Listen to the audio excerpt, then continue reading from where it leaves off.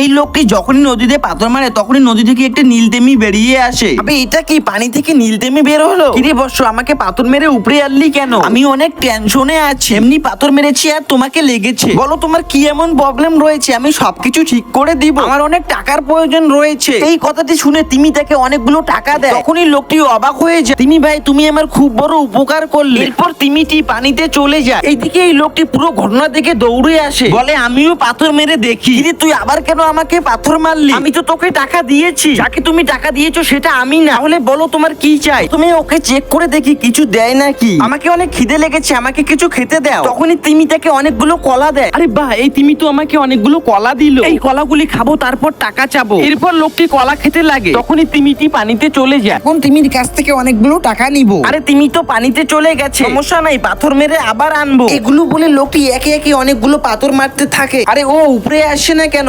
Idea, মনে হচ্ছে guitar change করে আসতে লাগবে। এরপর লোকটি আবারও পাথর মারতে লাগে। মনে হচ্ছে তিমি পানিতে ঘুমিয়ে গেছে, এবার বড় পাথর নিয়ে মারতে লাগবে। উনি বড় পাথরটি পানিতে মারে। আরে জালিম, তুই সামান্য কিছু টাকার জন্য আমাকে মেরে দিলি, তোকে আমি অভিশাপ